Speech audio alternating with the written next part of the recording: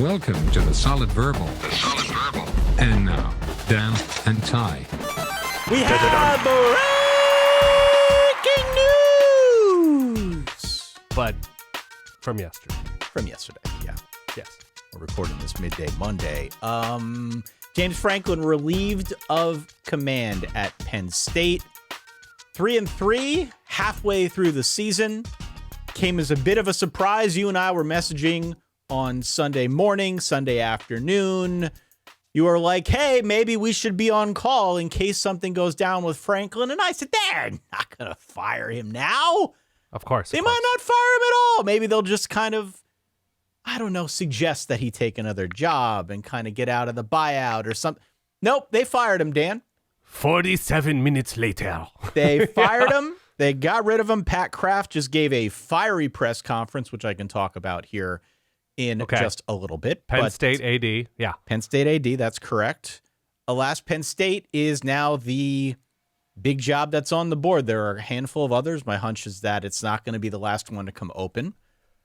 My curiosity is whether Penn State opening now is going to promote other schools that are maybe on the brink to make the move sooner than they expected, just so that they can get their hat in the ring as well. But as you know, I have a lot of thoughts on this, Dan. Why don't I turn it over to you for a second to get your initial feedback on what we saw? Of course, as you said, we did do a bit of an emergency stream. We posted that audio out to our Patreon folks at verballers.com yesterday afternoon. But now that you've had a few hours to sleep on this news, to think a little bit more about it, bigger picture, mindful of the fact that you have no connection to Penn State other than the fact that your Oregon Ducks play in the same conference and beat Penn State a couple weeks back.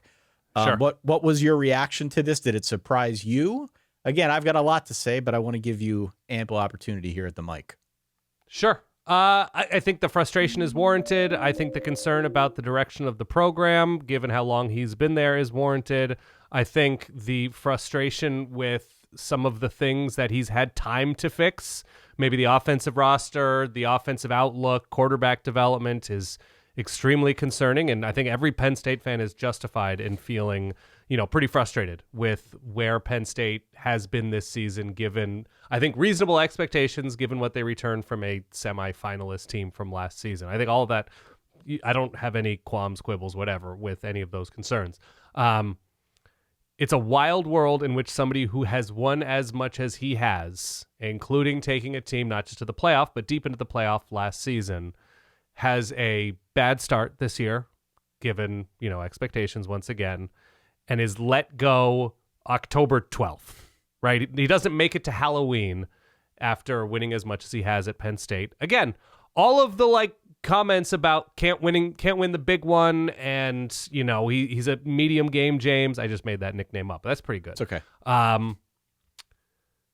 It is kind of crazy unless something behind the scenes was too far gone. And I'm willing to fully appreciate and understand that that's a possibility, right? Frayed relationships with administrators or the locker room or assistants, whatever, that you're like, it's just, there's no coming back from blank. And I'm totally open to the fact that, maybe it just was a sense that the fire was gone from Franklin, from within the program, whatever. And you're just like, that it had run its course and the search for a new guy begins today. I'm open to all of that. It still feels on a certain level kind of crazy to do this now. And so I was with you when you said that you would be surprised if they were to make a move now. But again, we are not privy to exactly what's happening behind the scenes. And so I'm sure that plays a role. But what James Franklin has accomplished at Penn State is unmatched by 128 current coaches, right? So that's the clear statement and signal. And this can be debated whether this is fair or not, but the clear signal from Penn State, Pat Kraft, anybody involved in making this decision is, we believe Penn State should be no worse than 10-2, 11-1 ever. We believe the standard for Penn State is equal to the best teams in this sport. Again, whether that's fair or not, whether it's backed up by recent results, modern results, whatever, anything since 1995, sure, please argue it. It's fine with me. But the clear statement is, We should not take a back seat to literally anybody in this sport, and we need to find somebody who is demonstrably better than what James Franklin has accomplished here. And I applaud setting a high bar. I think setting a high bar in anything in life is admirable, right? Hold yourself to a high standard. Who's that guy who wants to come to Penn State and do that? Okay? Who's that guy? I don't think it's going to be Curt Cignetti. Who's that guy? Find him. Okay? You talk the talk. Now let's see how well Pat Kraft can walk. Well, Pat Kraft did talk the talk at his presser. Yeah, he talked the talk. He did talk the talk, and he said almost precisely what you just described. Look, I feel the same about James Franklin. I expected that there was going to be a new guy on the sidelines next season. I didn't expect it to happen this quickly. Just for context, right? More to your point, James Franklin was there for over a decade. He further stabilized the program after Bill O'Brien left. He built it into a bit of a recruiting powerhouse. And more often than not, Penn State was one of the best 3 teams in the Big Ten. So this was not a Sam Pittman situation where James was constantly on the hot seat. This wasn't even a Jimbo Fisher situation where he had a few bad seasons and then they let him go. This is a guy. And to clarify, the old Big Ten. The old Big Ten. The old Big Ten. They were one of the best 3 programs and made the conference championship game last year. So they were one of the 2 best-ish, depending on your viewpoint. But in the old Big Ten, they were a top 3 team. This is a guy who made the semifinals a year ago. Correct. And still, they cut bait as soon as it was clear they were not going to get back. I have been pretty clear on this show that I like James Franklin. I do think he deserves more respect in the end than he ended up getting here. I saw some of the comments that have been floating around online about him and his family, and all that stuff's embarrassing. Of course. The good news is, I guess, he's going to walk away with a lot of money one way or another. If nothing more, I think he's going to have more than ample opportunity to get a fresh start somewhere else if he wants it. Yeah.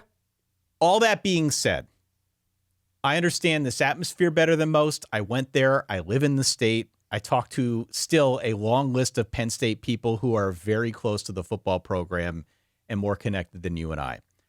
I thought that this would happen at the end of the season because the endless pursuit of Ohio State finally got to everybody. And in this case, it finally drove everybody crazy enough to justify a $50 million buyout. There is a reason why my Penn State preview centered around beating Oregon and or Ohio State and not winning a national championship, even though I jinxed him by picking it. Definitely not centered around beating UCLA and Northwestern. Definitely did not even mention that in the preview. Right. Everyone is chasing a title. That is not unique across college football. Penn State was chasing a symbol. And that symbol was about getting over the hump. That symbol, that sign, that vision from above was about beating one of the perceived top teams in the conference as a proof of concept that Penn State is on that same tier. Yeah. Everything pointed to this year. Everything pointed to this year being the year that would happen. And so that's why Pat Kraft did this now. I've said it before. If Pat Kraft were to go up there at the lectern after the season and say, we know we fell short of that standard, but we still believe James Franklin is the guy, he would have a hard time in the Penn State community getting buy-in. I just think it was time. I think the relationship had run its course, even though James Franklin has accomplished a great deal at Penn State. I don't think he could go up there and credibly say it at this point, for better or worse. And so that's why he made the move. As I said on the reaction stream, even though I disagree with the manner in which they did this, I do give him credit. He spoke to this at his press conference. He made the decision on Sunday. He figured, look, this is going to happen. Let's just do it now. I give him credit for ripping the Band-Aid off. There are a lot of programs that don't do that. I think that was, if you made the decision, why masquerade around as if it's anything else? Right. The obvious question now is who's next, okay? To your point, who's next? You always see 2 lists floating around when you have something like this pop up. Yeah. You've got one that's a wish list that is totally unmoored from reality. And then you've got another list, which is almost always more underwhelming. And that's the one that I think is more reflective of reality. Well, you know whose name always gets tossed into these big openings? John Gruden? James Franklin. Oh, yeah, James Franklin, right? Continue. James Franklin, man, he's going to have his pick of the litter here now. Yeah. There is no shortage of well-known Penn Staters out there confusing the wish list with the reality list. And I don't blame them, because every fan base in the history of college sports has done the exact same thing. Here is where we're at. Of course, you got to make the calls to the Kurt Cignettis, to the Marcus Freemans, to the Dan Lannings, to the Lane Kiffins, to the whoever you think are obvious upgrades. You got to call them. You have to. In my opinion, it sounds like in your opinion, none of those guys are going to leave a stable situation that they have built themselves into being contenders to come to another place that they think they might be able to do it. Yeah, but Pat Kraft has a ton of anytime minutes, right? So making those calls, it's not that huge a deal. Why leave a current contending situation on the hope that you can build it elsewhere, especially in this era of college football where, as we've said time and again, stability is currency? Sure. I don't see it. I see the reality list being much shorter than most Penn Staters would care to admit. I do not think they are going to get Kurt Cignetti away from Indiana. I think Indiana will pay him a king's ransom to keep him there. Yep. Why would he leave? I think that's when the Matt Rule stuff starts to heat up. I have had so many people over the last 24 hours message me and say, well, why pay $50 million to get rid of one coach and then hire another one that you could argue isn't quite as good? I don't disagree with that. I understand that sentiment. I'm not out here advocating for Matt Rule. I'm not. But there's a very close personal connection here between Rule and Kraft. Goes all the way back to their days at Temple. Matt Rule, Penn State grad, Penn State alum, played linebacker. Clearly, there has been a lot of steam on Rule for a good long time. That's why I've been talking about it for 5 years. Yeah. It has been the worst kept secret in college football that he would be the target of a hypothetical search here for Penn State. Yeah. I don't think it's a lock that he's going to take it. But all I can say is I have heard the same name over and over again for the last 5 years. Yeah. Pat Kraft even sort of looks like Matt Rule, Dan. Okay. Yeah. For whatever like that's morphing worth together to you. like an owner and their dog morphing together into the same like look. When people are married for a long time and then they start to look together or look a lot the same. Yeah. I don't know. So I think it's Rule's job to lose. Honestly, if he wants it, I think it's his. Some other names that might be... Well, look, Ty, first of all, he's just the obvious fit, too. You mentioned the connection to State College. I think he went to high school in State College, played at Penn State under Joe Paterno, and he's god-awful against ranked teams. What is more Penn State than that, Ty? Listen, what is more appropriate for this hire than somebody who has gone, 2-23 against ranked teams in his career? Come on, he's ready. He's been building for this moment his entire life. With each ranked loss, Matt Rule becomes more and more Penn State. Continue. Some other names out there that I think are realistic. I think Manny Diaz is in play. Okay. I think Matt Campbell could be in play. My sleeper candidate, I'm going to keep trying to speak this into existence because I like Fran Brown at Syracuse, but I haven't seen Fran Brown on any lists, but there is also a ton of overlap between him and Pat Kraft. Fran was on Rule's staff back in the day at Temple. I think he'd be incredible with more resources. He's from Jersey. That would be my guy if all the big guns said no, but nobody's asking for my opinion. True. So this is going to heat up. This is going to be very interesting to watch. Can we get Terry Pagula's opinion? I feel like that one's pretty valuable. It probably is. Yeah. It probably is. But I think that's the state of play. I think it's a shorter list than most people would care to admit. I understand why, when you've got a big job like this one, there is a more fantastical list of candidates that pop up. I've even seen Urban Meyer, John Gruden. Let's throw them all on the list. Yeah. Throw all of them on the list. Yeah. But I think in reality, it's going to be a more confined list to a couple people. And I stand by what I've said for the last couple years now. I honestly believe that it's going to be Rule. Okay. But I could be wrong, think and he I'm would be wrong good there? 7 times every time we do an episode. So, do you think he would be good there? I think it would be a tough sell initially. Okay. I think they would almost certainly try to sell it as a homecoming of sorts. Do you think it would be a tough sell? It seems like it would be an easy sell. No, I think it'd be a tough sell. I think it'd be Why? a tough sell because this is a fan base that is only getting behind this move against Franklin because he has not been able to win the big one. And so then to bring in Rule, who, to your point, hasn't really won the big one, how do you kind of square that circle? I don't know how you do that. Because I don't think people will care. Because I think people will say, like, he's one of us. He understands this place in a way that James Franklin never did. He's going to be able to, that's the angle, energize this program in a way that Franklin never was able to. He understands the modern game in a way that Franklin doesn't. And he was at a Baylor post-Bryles. He was at Nebraska post-Frost. And, those were such uphill rebuilds that you got to give him time. He would have started to win at Nebraska. Listen. And now that he comes into a Penn State situation. They should contract you out as the PR guy for this. No, I'm just saying it would be an easy sell. I think because Penn Staters love nothing more than one of their own, right? I think that would be the angle. I don't know if people would buy it. And I would encourage Penn Staters who listen to this show. We have a lot of Penn Staters who listen to this show. Write in solidverbal@gmail.com. Let me know if you would buy that. They would eat it up like those grilled stickies I brought home, Ty. Did the kids like them, by the way? Loved. Yeah? Loved. Couldn't get enough. Good stuff. Our hotel gave us them for free. It was awesome. That's true. I don't know. We'll see. But I think that would be the angle if indeed they end up going with Matt Rule. Don't do it. I don't know if I would buy it. I'd be curious to hear from the community if they would buy it. But my hunch is that's where we're at right now. And there is a reason why it is not just me saying Matt Rule.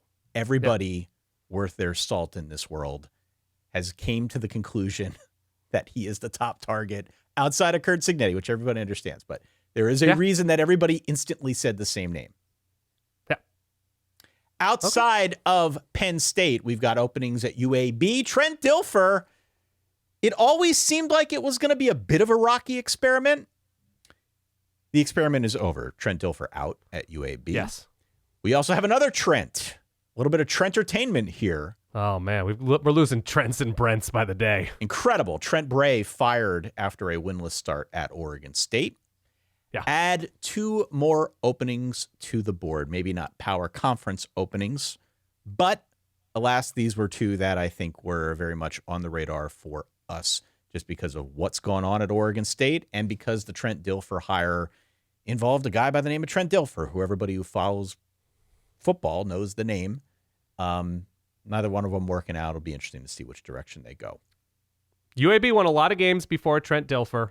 Geographically, it's in a good place. If they can get NIL stuff in order, they can win a bunch more games. Oregon State's going to be tough. They are looking like a, second or third tier Pac-12, new look Pac-12 team at the moment. We'll see. I think their ceiling is obviously higher. I feel for them as a program and everything that, has happened around them in college football these past few years.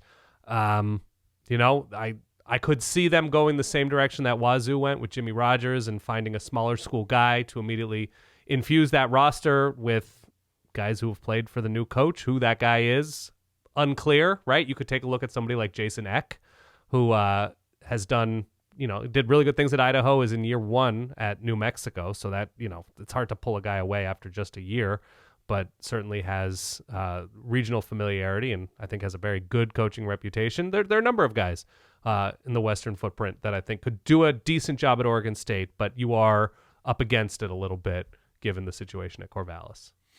Fair enough. If you are a fan of one of those teams, let us know. solidverbal@gmail.com. Who you would like to see next? I think it was Chris Mortensen's kid who's been named the interim at UAB, which is kind of interesting. Oh, yeah, that's right. Yep. All right. Shall we reveal the results of the latest polls? Please, I'm ready. We have a new Verballer top 12 poll. Fresh off the presses, Dan Rubenstein. Your number 1 team is still the Ohio State Buckeyes. Number 2 team is still the Miami Hurricanes, but the new number 3 team is the Indiana Hoosiers, Stan. Yes.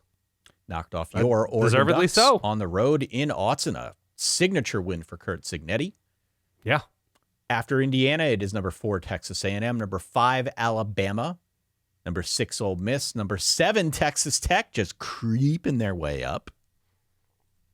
Number 8, your Oregon Ducks, followed by Georgia, followed by Georgia Tech, followed by LSU at number 11, and Tennessee hanging on by a thread, but still coming in at number 12. The first 4 out. Notre Dame at 13, USC at 14, BYU at 15, and the Missouri Tigers still in the hunt at number 16, Dan. Yeah. We look at the Verballer poll. We look at the AP poll. I mentioned this on our episode last Tuesday. We are seeing a slow merge of the polls. Yeah. They're starting to look awfully similar.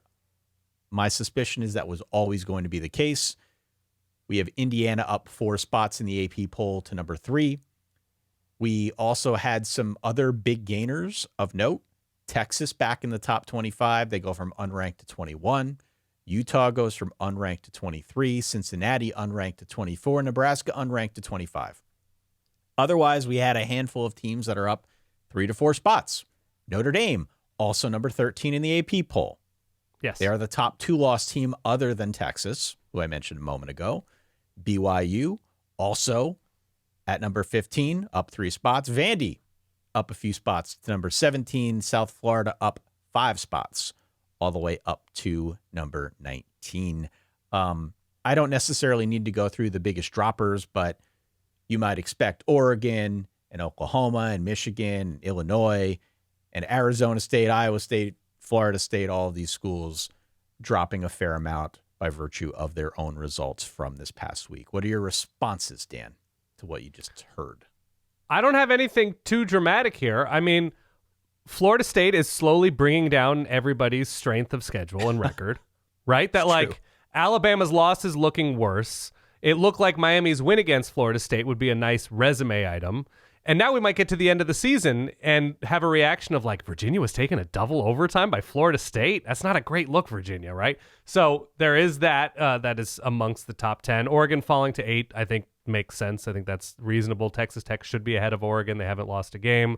We'll see what Texas Tech looks like and what Baron Morton's health situation looks like, because Will Hammond, after looking good against Utah, did nothing against Kansas, but all the same, they destroyed Kansas. So good for Texas Tech. I feel like they've earned that spot there thus far.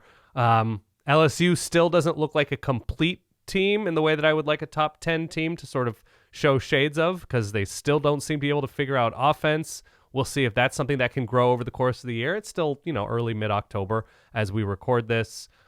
Tennessee looks a little bit more human, but it's a good win over Arkansas. It's better than losing. I don't, for some reason, and I don't know if you came across this in your social media morning here on Monday morning. Maybe I was just geo-targeted because of where I am in this universe.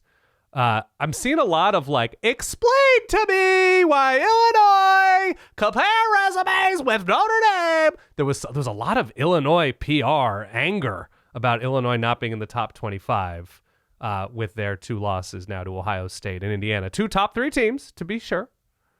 Do you feel strongly about Illinois with a signature win against USC, which has looked better now than ever, and 2 losses to top 3 teams? Anything there?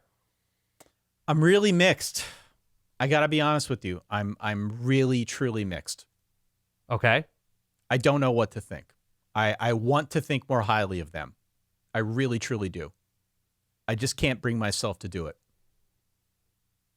Okay. Here's where I stand with that. Illinois, I think, is a good team. Pretty good. Wherever you want to land with them, that's fine. When your team loses by 53, you're going to have to give it a minute before you start complaining about where you're ranked or not ranked. Yeah. Right? That there is a certain... I thought the Ohio State performance, all things considered, they fought really nicely, especially in the second half. They pulled it to 20-10 in the third quarter, and got out of hand late, and they couldn't really do much. But they improved on offense in that second half, and they acquitted themselves fine. You lose by 53, you're going to have to lay low for a minute. You're going to have to lay low before complaining about where you are or you're not ranked. And I think Illinois has the opportunity to grow. This is still, mid-October, but by and large, I think I'm fine with these rankings.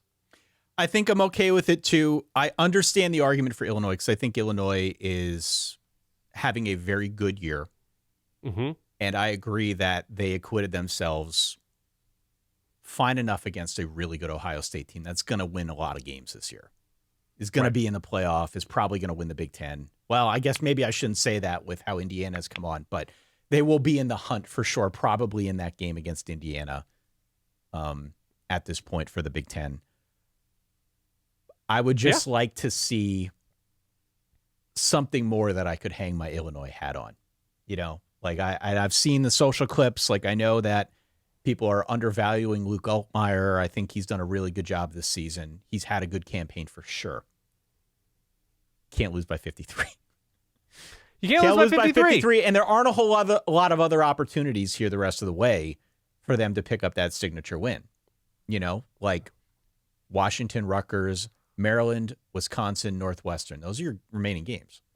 Well, it's not a matter of signature wins. It's a matter of the schedule's getting easier. And so I get it. No, I get it. We'll get them in the top 20. And they've played some teams here for sure that I think will help their strength of schedule. But sure, you know, there's a pretty good chance Illinois plays out the rest of its season, finishes 10-2, and is sort of an afterthought. Oh, I don't think you win 10 games in the Big Ten and end up an afterthought. But what is considered the standard? If you win 10 games in the Big Ten, you're in the playoff. What is considered the standard? The standard for what? What is considered the standard now for getting into the playoff? Do you think a 10-2 Illinois, relative to the pack, because there are going to be a bunch of 2-loss teams? Sure. I mean, it depends who else. Do you honestly expect that what amounts to an unranked Illinois is going to just worm its way up in the polls with this remaining schedule, knowing that they lost by 53 points and that they're going to be on the periphery of the playoff conversation? I think they're going to be. Yes. I think they're going to be a pretty far ways away from that conversation. Look, if you finish with 10 wins, and you're right, in terms of signature wins, look, it depends what USC does. USC has to do work, right? If USC beats Notre Dame and they finish, 11-1, and Illinois has a win over USC, there's your signature, right? Sure. Everybody in front of them is going to lose if they go 10-2. Right? Everybody, who does Oklahoma have moving forward? Right? I mean, look, it's the same argument that I am making against Illinois that I think you could also make against a team like Notre Dame. Sure. Right? 2 early losses to good teams. The problem is that Notre Dame lost to Miami and Texas A&M by a combined 4 points, and Illinois lost 1 game by 53 points. Totally. Okay, so I just think it's a slightly different bit of calculus on the Illinois side, even though they're having a really good season. Yeah. No, I think, all of these and they teams, will move up. They definitely will open. move up, and they're going to be in the top 20 by the time all is said and done for sure. And I'm sure Right. that their name is going to come up in reference to the playoff as well. I just don't see it. It will all sort itself out. It will all sort itself out. You want to talk about Indiana last season without having that signature win? They were 10-2 and in the periphery of were in the neighborhood and got in. Let us know your thoughts again. solidverbal@gmail.com as the old text machine is going off here with this coaching search, Dan. Lots happening. Okay. Yeah. With all that being said, we have a few early bird specials that I think would be appropriate at this juncture to talk through. Week 7 was a big one. Week 8, again, looks like a pretty big one. Maybe not so many obvious headliners. We're not going to have the time here to go through all of the ones that I think we wanted to cover, but we've got 3 big ones here. Let's just dive right in. Early bird special. The big game, I think, with respect to the current state of the college football polls, is Ole Miss against Georgia. This one is 3:30. It's on ABC. It is Saturday afternoon. This is a game that Ole Miss won, sort of a program-defining win in a sense, a year ago, Agreed. 28-10 at home in Oxford. It is the highest-ranked matchup of the week. We've got 2 top 10 teams at play here. And bigger picture, at least on the Ole Miss side, this game against Georgia, the game they've got next week on the road against Oklahoma. These are the 2 big ones, man. You win one of them, you don't do anything stupid the rest of the way, I think you're in the playoff. Okay. Just that easy. Just that easy. In the SEC, all you got to do is just win the games you're supposed to. Yeah. So this is a 6.5-point spread for Georgia. It is up. I believe it opened around 4.5. What is your initial lean here? Number 5, Ole Miss on the road at number 9, Georgia. I lean Ole Miss covering this game, but not winning this game. I think there is something about Georgia at home. Georgia does, by the way, the last 3-4 years, they don't cover these games. There's something like, I'm going to get the stat wrong, but they are clearly below 500 in terms of how they perform as a home favorite.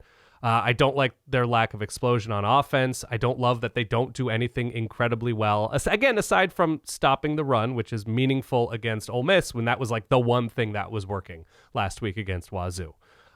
There was a certain amount of lethargy that Ole Miss was playing with against Wazoo last week, by and large. You want to say that's a look-ahead spot, that's fine. They were coming off of a bye, I believe, which either points to it or points to something in terms of lack of focus. I think Ole Miss is good. I think they're potentially really, really good. This is a specific kind of spot at Georgia that, let's hope, isn't too big for Trinidad Chambliss, coming from where he came from. Ole Miss only plays 4 road games this season. I looked this up. It's at Kentucky, at Georgia, at Oklahoma, and at Mississippi State, of course, in state. So this is by far going to be the biggest road stage to date for this year's version of Ole Miss and Trinidad Chambliss. So that worries me a little bit given the rust that he showed coming off of the bye last week. I also think it was a good wake-up call probably for Ole Miss, that Wazoo game that they kind of slept-walked, something like that. There's nothing I truly love about Georgia right now. And so covering that kind of number against what I feel like is a high-quality Ole Miss team, I'm going to kind of have to see it to believe it. I think they were somewhat fortunate to come away with a win at Auburn. That was a tough spot for them. And by the way, that's a compliment that they were able to win that game. To win losable games is a difficult thing, especially on the road. I think there is a certain amount of moxie to Georgia. I just don't know if you can count on it week to week. And I think Ole Miss last year, God, I think it was from Home Alone, right? Where Kevin McAllister walks out of his front door. It's like, I'm not afraid anymore. Did you hear me? There is kind of that feeling in the SEC about Georgia right now. There is. There really is. I'm not afraid anymore. And Ole Miss had that breakthrough last year. Yeah. And Kentucky had that breakthrough last year. It was 13-12 game or something like that. The mystique, the Georgia mystique, is not what it was even 2 years ago. I got to pull that sound now. You're going to force me to pull that sound. It's a pretty good sound. Wow, what a pull. Good for you, Thank man. you. That's a good one.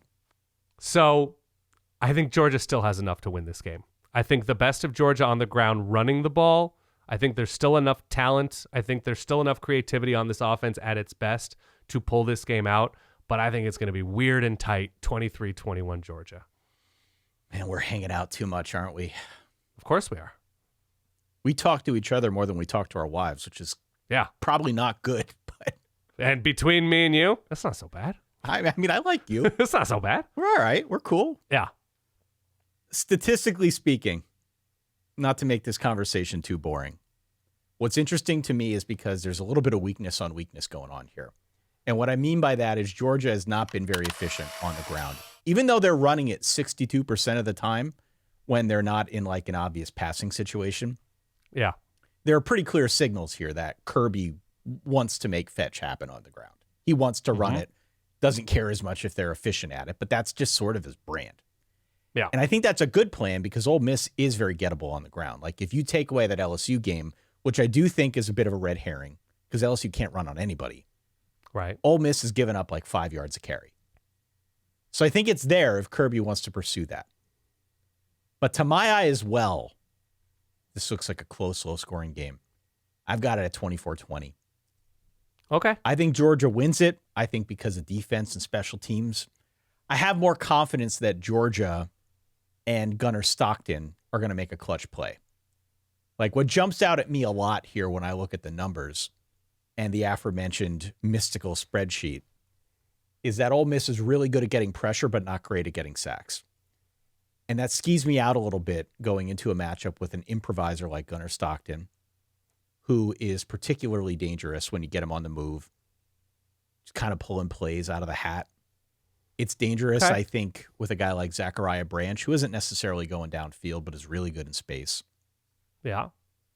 Ole Miss right now profiles as a very average tackling team, right? So you kind of mix all that stuff together, and it strikes me as, hey, there's going to be a big play here. Don't know necessarily where it's going to come from. It's going to hinge on like one or two big plays. That's what I'm getting from this. A shifty guy like a Zachariah Branch maybe can thrive in a matchup like this. I agree with you. What do you say, 23-21? Yeah. I'm going to go 24-20. I think we agree. I think Ole Miss covers, but I think Georgia wins.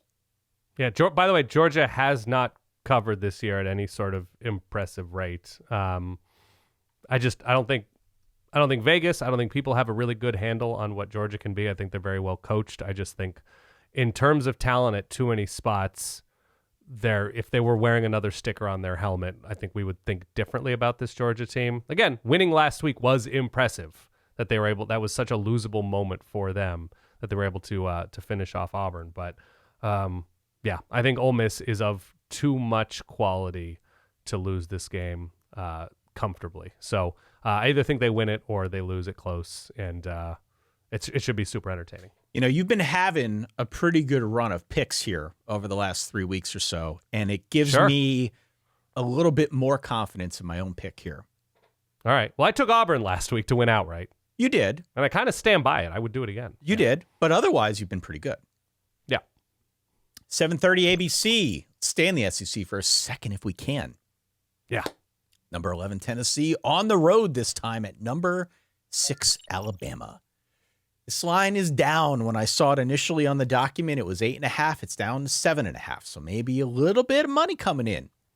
Tennessee Volunteers. Tennessee lost this game 15 straight times during the Saban era.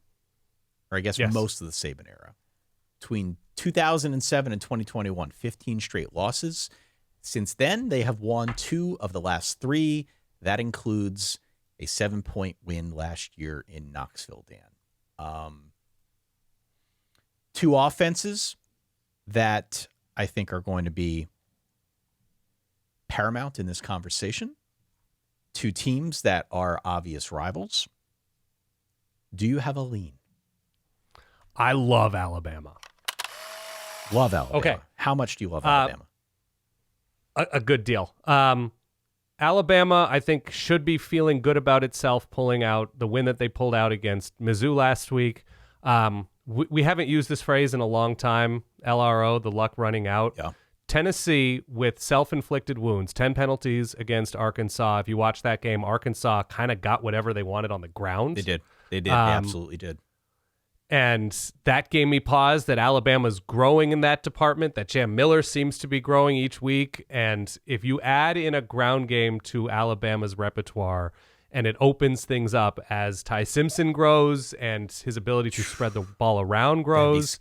That'd be scary. Now, Jam Miller was out with a concussion. I have not seen his updated status. Okay. We're only recording this on a Monday, so we'll have to give that one a little time to develop here over the course of the week. But it's a very fair point, having watched that Tennessee-Arkansas we'll call it game. Alabama's ground game. Yeah. Has been growing. And then so Tennessee on offense with self-inflicted wounds against Mississippi State the week before, that they were counting on defensive playmaking to stay in that game and win that game in overtime. And I'm not buying it right now. They barely get by Arkansas with a 3-0 turnover advantage. And I think Tennessee's good. I'm impressed with Joey Aguilar being thrust into this situation as quickly as he was.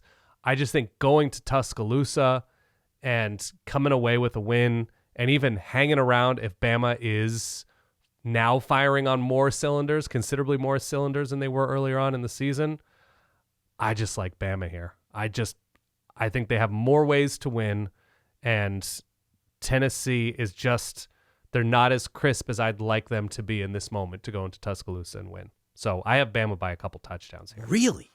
Yeah. I'm going Tennessee outright. Wow. Okay. So you can't argue to me that they've been playing in a crisp fashion, though. No, I know. 10 penalties, barely winning with the 3 turnover. Like, it just, okay. These are 2 offenses that have faced a ton of zone coverage, okay? And you've got 2 quarterbacks who I think are happy to sit back there and pick you apart. Yeah. Joey Aguilar, obviously not as pinpoint a passer thus far as we have seen from Ty Simpson, but he also had that reputation when he left App State. Most recently, when he left UCLA, we sort of knew that that's what Tennessee was signing up for. It's not really a surprise. I think I hate this matchup for Tennessee if it were just a throwing offense, but it's not. Right. And there is actually a lot of balance here. So the key for me is whether they can run. You know, we talk about Alabama on the ground, but let's talk a little bit about Tennessee on the ground. Please. Sean Bishop, Star Thomas, that has been a really good tandem. They've been excellent. Bishop is over 7.5 yards a carry. If I'm Josh Heupel, I spread Alabama out. I run it down their throats. I force Alabama to bring some safety help up to aid in the ground game. Okay. And that's when presumably it could open things up through the air. So I think with that being said, being the fact that Tennessee isn't just a one-dimensional offense, and they actually are better and more physical on the ground than I think a lot of people would understand. This goes back a year, by the way, 2 years with how they've run this offense. I like the balance, and I like that part of Tennessee's game, especially going into this matchup. I don't know what the status is for Jam Miller, but he has been the guy that is growing most in this rushing attack for Alabama. And I obviously like Ty Simpson. We've been talking about Ty Simpson till we're blue in the face. I really like Alabama. I like how they have matured ever since week one, right? It's clear that they have gotten better. It is clear that they are all kind of growing into this new system under Ryan Grubb. And it's clear that Ty Simpson is a better operator of the offense that Kalen DeBoer wants to run. So I don't want to take anything that Alabama has done and poo-poo it. I think they have done a really good job ever since that week one loss. Mm-hmm. But there is something about this game that speaks to me, Dan. Okay. There is a big orange apparition that appeared above me as I lay in bed at night. That's just a pumpkin, Ty. It's Halloween time. I've got Tennessee 32-28 here as my upset special of the week. So here, it. okay. I'm feeling it. I saw it. It came to me in my sleep. Okay. Not a road-tested team at all, other than that Mississippi State game, by the way, which they had to win in overtime in Starkville. Yep. Tough place to play. Clang, clang. Both of these teams, by the way, in terms of your final score, I don't hate it because both of these teams have been pretty bad in the red zone defensively. So that's where Deshaun Bishop, Star Thomas, whoever might really earn their stripes. That if you can push Alabama a little bit in the red zone, the concern though is Mizzou thought the same thing, and Ahmad Hardy really did not make a huge difference. This is very true. Game. This is a great point. And so you can argue, yes, of course, what Ty said was that they're going to run to try and open up the pass. Bo Perbula not necessarily as pinpoint as the best of Joey Aguilar. That's fine. I'm okay with that counter. Again, I'll echo what I said earlier. It seems that if you're going to go to Alabama and beat them outright, you got to have your T's crossed and your lowercase J's dotted. And I'm not there with Tennessee. 32-28, upset of the week. 34-20. Take it to the bank. Okay. Actually, don't take it to the bank because my predictions Don't take it to the bank. Go with Dan. Well, go with Dan. Take the pick to the bank. Get out a roll of quarters. Put $3 worth of quarters on Tennessee to win outright, and just be happy and buy yourself a side of fries with your winnings. By bank, I mean piggy bank where you put spare change.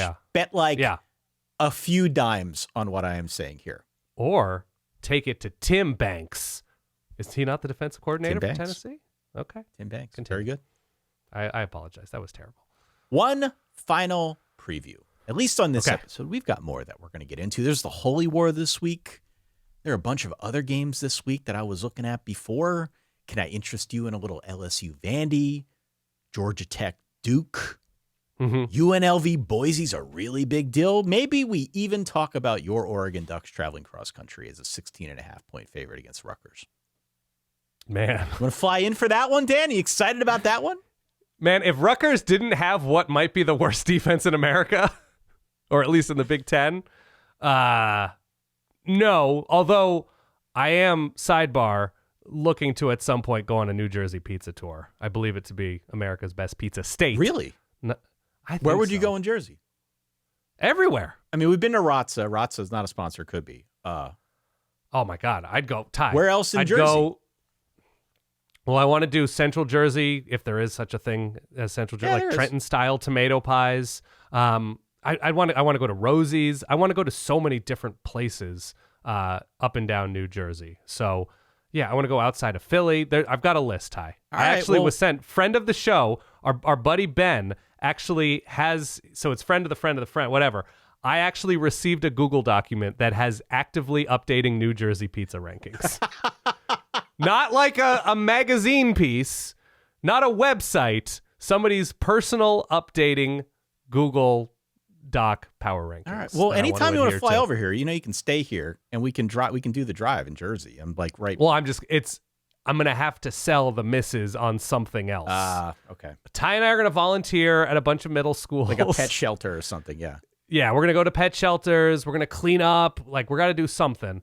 And then we will just get in your car, get in the Mazda, and go to a bunch of pizzerias. 7:30 on NBC. Yes. Number 20, USC. Number 13, Notre Dame. Notre Dame is a 7.5 point favorite. In the last 10 meetings of this game, Dan, the winning team has scored at least 30 points 9 times. In many cases, the winning team has scored over 40 points. Yeah. The over-under here is 61.5 points. I implore you, my good friends listening at home, your lock of the week is the over. The over. Lock of the week. I have many thoughts on this game, as you might expect. Why don't you lead us off, Dan, since you are, of course, the picker extraordinaire. 7.5 points is the line in favor of Notre Dame. Who you got? Okay, so here was my starting point. My starting point was Lincoln Riley doesn't win this kind of game ever at USC. A tough road game against a ranked team. I don't know that he's over, but I believe he's over. I believe he is. I sort of went through the old memory bank, speaking of taking it to the bank, and I can't remember a quality road win for Lincoln Riley and USC. Can you? They had their road struggles against literally everybody last year. Yeah. They had the shootout loss. I think it was year 1 against Utah. That was USC just not being able to figure out how to guard. Was it Dalton Kincaid? It was a tight end. Right. I forget which one. They've struggled here. They've struggled against Notre Dame on the road. They've struggled against Oregon on the road. And each season is its own beautiful, unique flower. Snowflake, take your pick. So USC from 3 years ago does not mean that's who USC is today. But I would have loved to have seen, that's barely grammar, it'd be nice to have seen a Lincoln Riley USC team be prepared to game plan for and execute during a really big road game. And that's not anything we have necessarily seen yet, and you never see it until you do. So I'm open to USC turning the page and winning this game. Okay. You're open to USC winning is what I'm hearing. I'm just saying, like, this is how we previewed the Oregon-Penn State game, with me saying James Franklin doesn't win these games. Right. So I'm going to be consistent. Lincoln Riley doesn't win these games, but I'm not saying he never will. I'm just saying our very limited sample size, and it is a small sample size sport, so that's all we have to go on, is USC under Lincoln Riley has struggled in these spots. Okay. I think USC this year has a lot more to like about them. I think the defense has shown flashes, although I'm not a big believer in them week to week. They certainly showed it last week against Michigan. They were beat up against Illinois. Everybody's beat up at a certain point. And it comes down in this game to the degree of your belief in Notre Dame's defense having grown since Purdue, I guess? More Texas A&M, but I understand the Purdue. They gave up 30 to Purdue. Yeah, I understand that. And so your belief in whatever, that they've grown since September. Okay. And they've looked good against NC State and Boise State. Those teams are not necessarily coming in with the talent that USC is coming in with. There's no Mekhi Lemon on those rosters. There's no King Miller. I guess I didn't anticipate saying that, who just stomped Michigan. And I think Jaden Mayava is better than Maddox Madsen and CJ Bailey in this moment. So that was my starting point. I'm a big believer in CJ Carr. I'm a big believer in feeling good about home teams in these kinds of spots. But I'm also not fully at a point of trust with Notre Dame's defense, even though they've improved. When I watch them, I don't come away thinking they have the number of killers I'd like to see up front on defense in this moment. Yeah, that's true. And that's just to overall belief in their defense. I really like their playmakers on offense, more so than I have in a while, I think. I think there's a good and high ceiling, I think, for what this Notre Dame team can accomplish on offense, especially against USC. I think Notre Dame wins this game, but that number is too high for me. Yeah. That number is just too high for me. I think it's a back and forth game. I really do like your pick for the over. I don't think it's going to get as out of hand back and forth as the Texas A&M game, but 35-31, 36-34, something in there I think is appropriate for this game. I think Notre Dame pulls it out at home. I've got 38-31. There you go. I think it's somewhere in that neighborhood. By the way, I wrote this down so I don't forget it. I don't know if we can see it on the camera. Let me see. It's a little bit blurred. Dan open to a USC win. I'm open to it, Ty. Great analysis, Dan. Thank you. Thank you for sharing that here with the Verballer.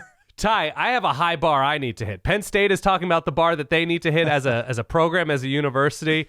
I'm open. No, when I say I'm open to USC winning, is I don't think USC will never win this type of game, because I think this is a team that has clearly shown improvement this year, and there are more playmakers, it seems, on defense than in recent years.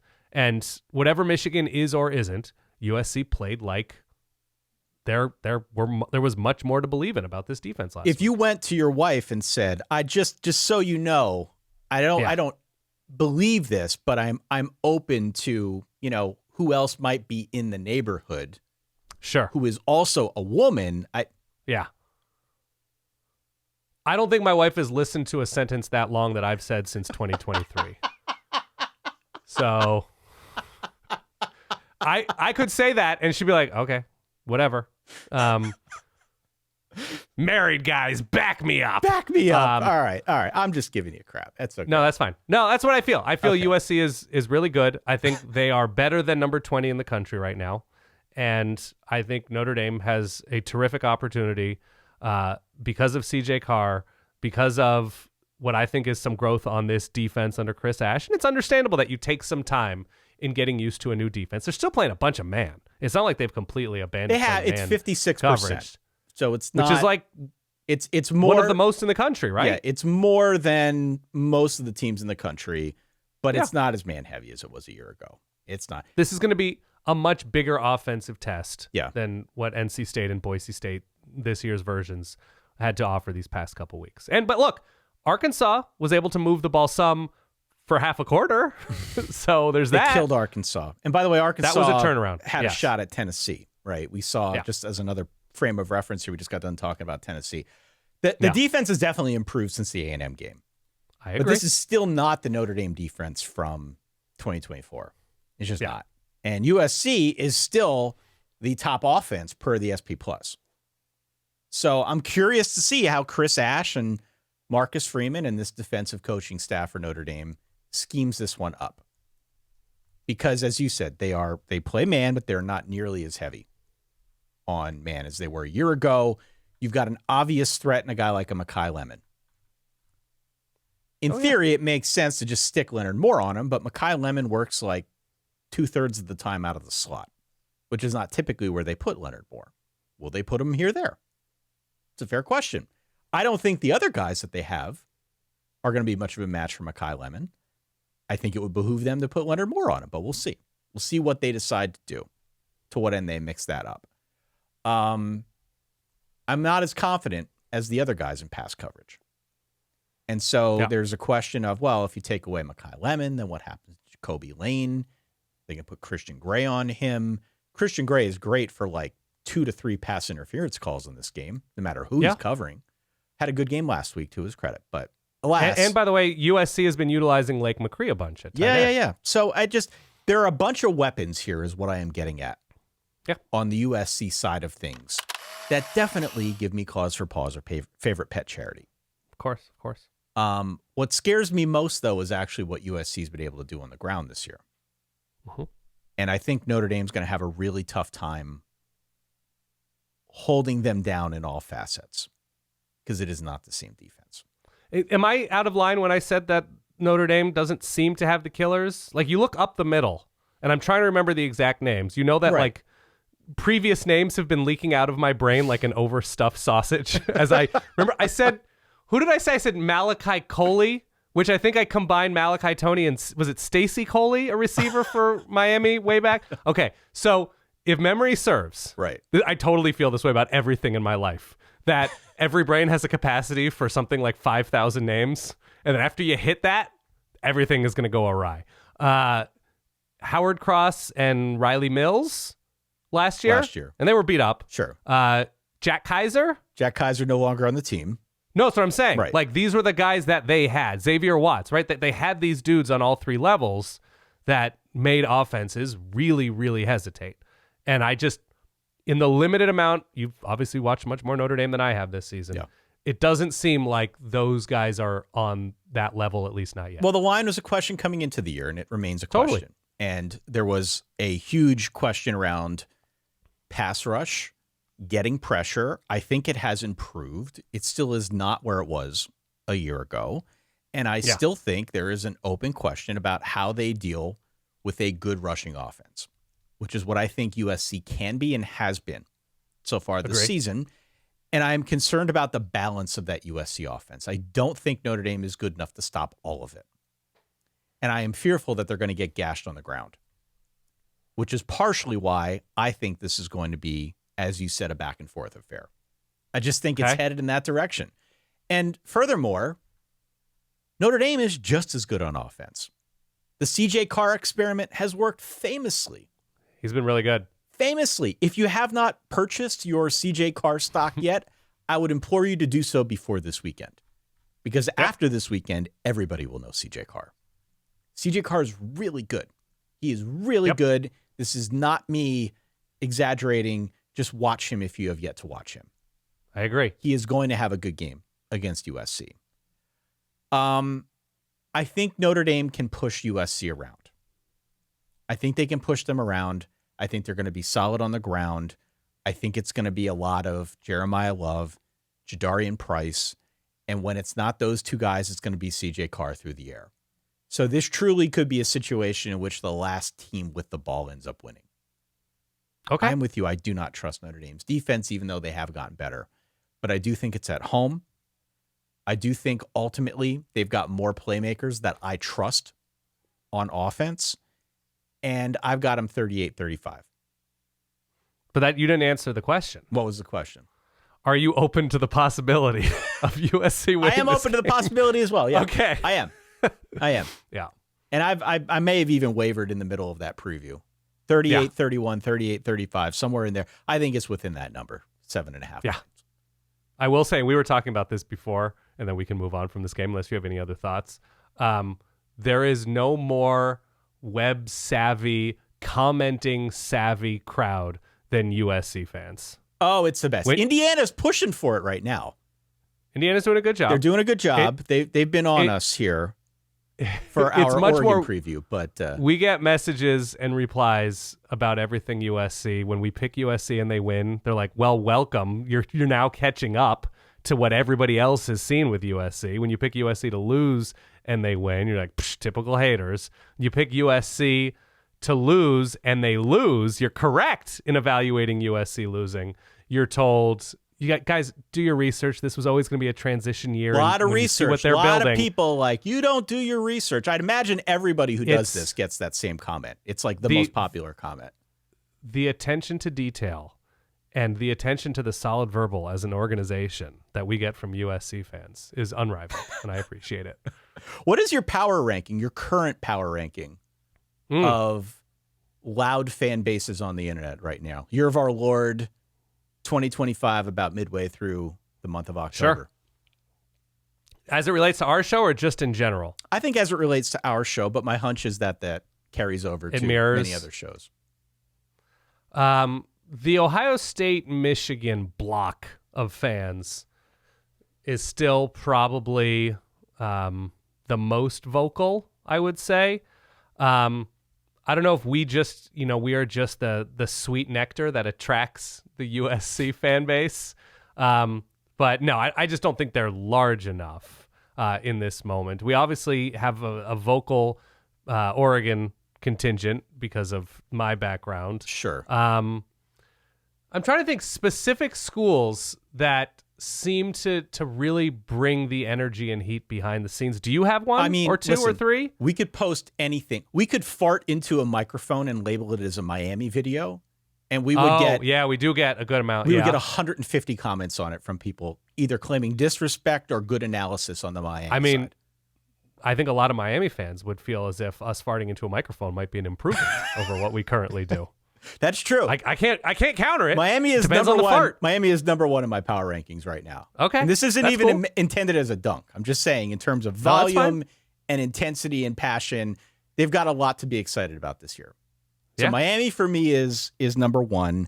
I actually Okay. put Indiana 2 right now because, and this is probably showing a bit of my own ignorance. No, there's a huge alumni base at It's Indiana. a huge alumni base, but I think they are just more recently acquainted with their football prowess, and they sort of don't know how to react to it, which I don't blame them for. Oh, so we're talking about the Sig Cadas? Yes, the Sig Right? Cadas are coming Thank you out very of their subterranean layers and definitely commenting on any and all things Indiana that we Great. post to the Keep- YouTube or wherever. Do it even more. So Keep going. Miami 1, I put Indiana 2. USC is definitely 3rd. USC third. Okay. USC 3rd, and then Well, we get the USC thing both because we have Notre Dame and Oregon. That's right. So there's like a crossover. Yeah. that's right. And then I think 4th would definitely still be Michigan. Michigan is like the perennial top 5 fan base on our videos as far as I'm concerned. Yeah. Videos. We've and had some. whatever else. We've had some Oklahoma. We've had some Nebraska. Nebraska is pushing for a spot in the top 5. They're not there yet, Yeah. but depending on how this goes the rest of the year, I mean, they've got a Friday night game this week that we'll talk about on the next episode. Yeah. Certainly, if the rule prophecy comes true, I don't know. But if that ends up being a thing, we will hear a lot more from the Nebraska fan base. I've already been hearing from a lot of Nebraska people who are like, why do you want rule? Like, I like them, but why do you want them? so we're cool. Agree. I'm cool with all these guys, all these fan bases. Yeah. It's cool. Totally cool. But Nebraska's pushing for a top 5 spot. What I do enjoy about Nebraska fans this season is there's a demand to talk about their absolute garbage offensive line more. Right? You're just like, excuse you, will you please draw more attention to our terrible offensive line? You're like, oh, I guess if you want us to, sure. There's Okay. a lot there. The Nebraska thing is going to be interesting to watch. What was the nickname you found for Raiola? Oh, man, I think it's unfair. I don't think it's nice. People calling Dylan Raiola bad pick Mahomes after last week. It's not nice. It's not fair. He's a kid. Give him time to grow. Yeah. And it was a bad game, but Nebraska won the game. They win won. your clunkers. Gotta win your Move clunkers, forward. right? Of course. All right. Sorry for that left turn, but Okay. I'm glad we were able to get that off our chest. We've got a really good week of games here. It's not just those 3 that we mentioned. Yeah, what do we have? Friday night, we've got Louisville, Miami, which we're going to have to talk about on the Definitely. next episode, in addition to Nebraska, Minnesota, which take me out of any Minnesota discussion for whatever reason. I have a soft spot for Minnesota football. It's only a 7-point line in favor of Nebraska on the road. So somebody is feeling something. I don't know what that scene is going to be like. I'm sure Fleck's going to be fired up for a Friday night game. Sure. But there's that. Early on Saturday, I mentioned LSU Vandy. Vandy is favored, which remind me the last time Vandy was favored in a spot like that against LSU at home. Right. Georgia Tech Duke. Duke is favored by 3. Makes sense. Duke's good. Michigan favored by 5.5 over Washington. TCU Baylor for all the points early on Saturday. Mm-hmm. And Oklahoma on the road at South Carolina. It's a great early window. Really good It's early a really window. fun. South Carolina, I believe, just let go of their offensive line coach, yeah. Yeah, they just made a change there. The offensive line has been pretty putrid. No, between Friday and Saturday night, Louisville, Miami should be good. Miami's favored by a couple touchdowns there. And say what you will about Minnesota this year, you could make a very strong case that they're better than Purdue after last week. Stop it. Yes? Stop it. Hold on. They are almost certainly better than They're Purdue. better than Purdue. They needed a fourth quarter comeback to beat Purdue. They did need a fourth quarter comeback. They could neither run nor pass the ball, but I will plant my flag, and I will say Minnesota, almost assuredly, better than Purdue. Saturday afternoon, Yes. we've got UNLV Boise, which is a big deal in the Mountain West. We've got SMU Clemson. Clemson favored by 9.5 points. We've got Texas Tech on the road at ASU, which looked like a bigger matchup weeks ago. I don't know what Sam Levitt's status is going to be, but I don't know what Barry Morton's status. Don't know what Barry Morton's status is going to be. Yeah. Texas Tech up to 7th now in the polls. They're at 10.5, road favorite, and Mississippi State at Florida. Florida favored by 10, but who the hell knows, man? I think Mississippi State's pretty good this year. You know who SMU led SMU in receiving last week against? Who did SMU beat? Did they beat Stanford? Jordan Hudson. Yeah. Leading receiver for SMU, the name of the season. We didn't mention it, but Clemson obviously took it to Boston College last week. Great afternoon window. UNLV looking to stay undefeated. Hopefully we get a bit of health news from ASU and Texas Tech quarterback-wise. And Florida has an opportunity. If Florida's maybe sort of kind of decent and maybe kind of sort of want to save Billy Napier's job, which won't happen, got to beat Mississippi State.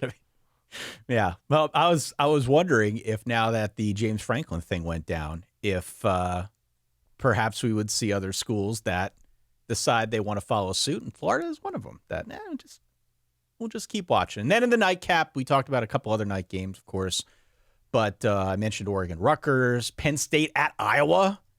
Terry Smith, interim coach, on the road, taking his team into that nightmare. Iowa favored by 2.5 points. Texas at Kentucky.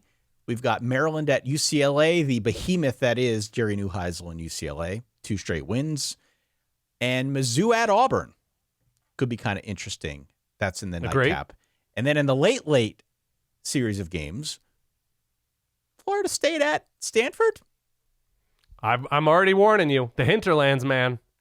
Lafayette at Oregon State.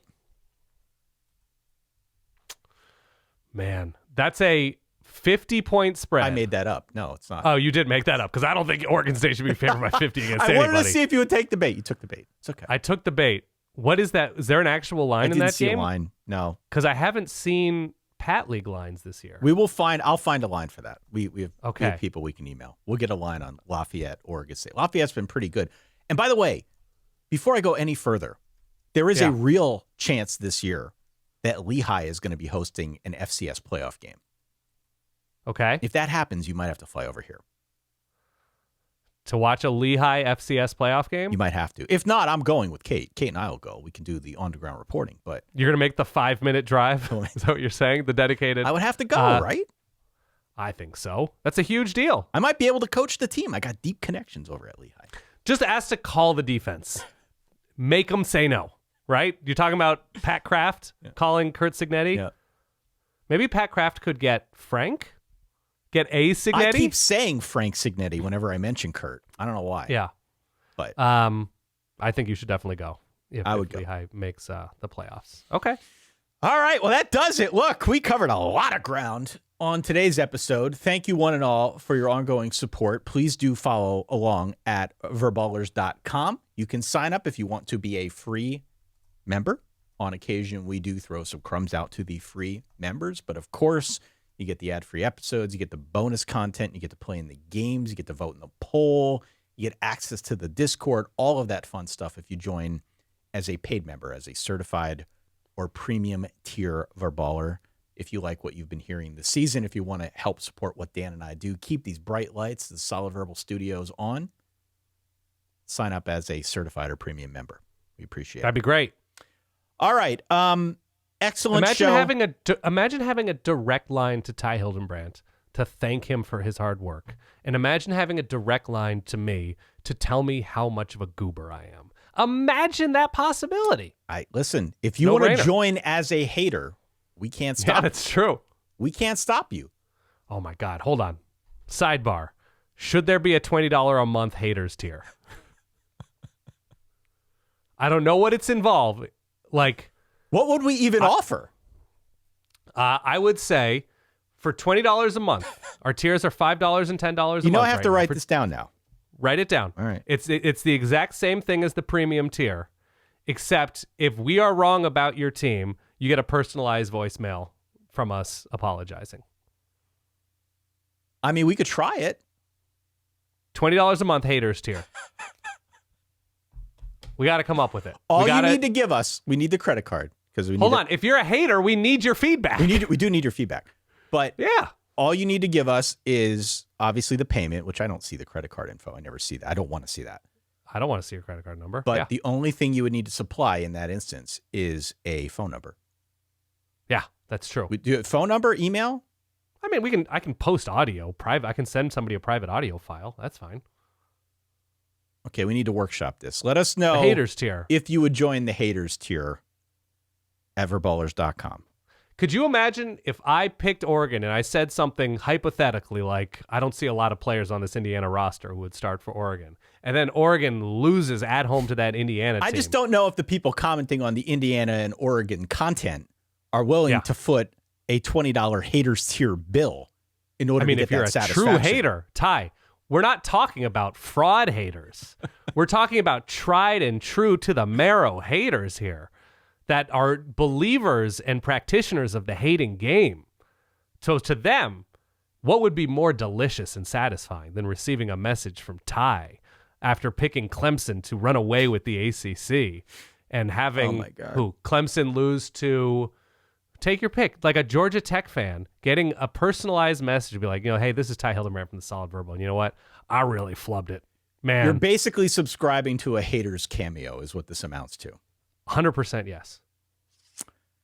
All right. What would be more delicious? We can run this one up the chain, see what management thinks, but and there would have to be a minimum amount of time in that message. Like you'd have to go on for at least 90 seconds. Oh, to admitting defeat. I do it all the time. That's true. The haters tier. We covered a lot of ground in this episode. Shout out to the haters. They have points sometimes. They have points all the time. Yeah. Love our haters. They make this what it is. Thank you to your support, regardless of whether you're a true believer, a full hater. We love you all here in the Verballerhood. Thank you so much for giving us so much of your time. We hope you got some entertainment out of this. Our next episode will drop on Thursday morning. Yes. Of course, we will cover many more of the games that we did not have a chance to discuss here on today's episode. Of course, the aforementioned verballers.com is where you can go. We will keep you abreast of whether or not we decide to go with a haters tier. It could be kind of fun. I would do that, by the way. Give the voice messages. Follow along on social media wherever you can. Subscribe to the newsletter. We've been doing a lot of fun stuff with the newsletter. We'll continue to do that. Big shout out to Tyler for the work he's been doing on our Quick Slants newsletter. And, of course, big thanks to our Verballers out there who have been really good about posting our stuff, have been really good about leaving star rankings and reviews and just doing whatever they can. Comments on the YouTube videos, all that stuff to help push our content out. We're about halfway through the regular season now. The support has been really, really humbling. And, if I've said it once, I've said it 1,000 times. It means the world to you and I. Yes. So thank you to everyone out there. Best listeners in the game. Absolutely the best. For that guy over there, my good friend Dan Rubenstein, for myself, Ty Hildenbrand, thank you one, thank you all. We will be back on Thursday. In the meantime, you know the drill. Stay solid. Peace.